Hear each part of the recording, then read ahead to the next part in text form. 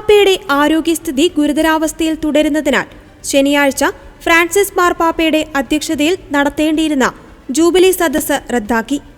Jubilee വർഷത്തിൽ നിശ്ചയിച്ചിട്ടുള്ള പരിപാടികളുടെ കലണ്ടർ പ്രകാരം മാർച്ച് 1 ജൂബിലി സദസ്സ് നടത്തുമെന്ന് നേരത്തെ തീരുമാനിച്ചിരുന്നു. പോൾ ആറാമൻ ഹാളിൽ റോം രൂപതയുടെ കീഴിലുള്ള ഇടവകകളിലെ 2ാം പ്രിഫെക്ചറുമായി നടത്താനിരുന്ന കൂടിക്കാഴ്ചയാണ് മാർപ്പാപ്പയുടെ ആരോഗ്യസ്ഥിതി മാറ്റമില്ലാതെ തുടരുന്നതിനാൽ നിലവിൽ മാറ്റിവച്ചിരിക്കുന്നത്. ഫെബ്രുവരി 14-ാം തീയതിയാണ് ഫ്രാൻസിസ് മാർപ്പാപ്പയെ റോമിലെ ജെമിലി ആശുപത്രിയിൽ പ്രവേശിപ്പിച്ചത്. ശ്വാസകോശ അണുബാധയും ബൈലാട്രൽ ന്യൂമോണിയയും ബാധിച്ചതിനാൽ ഫ്രാൻസിസ് മാർപ്പാപ്പയ്ക്ക് ആന്റിബയോട്ടിക്കുകൾ ഉപയോഗിച്ച് ചികിത്സ തുടരുകയാണ്. ശ്വസനം മെച്ചപ്പെടുത്തുന്നതിനായി ഓക്സിജൻ തെറാപ്പിയും തുടരുന്നുണ്ട്. എന്നാൽ അടുത്ത ഞായറാഴ്ചയിലെ ആഞ്ചലൂസ് പൊതുപ്രാർത്ഥനയിൽ ഫ്രാൻസിസ് മാർപ്പാപ്പ പങ്കെടുക്കുമോ എന്നത് വത്തിക്കാൻ ഇതുവരെ അറിയിച്ചിട്ടില്ല.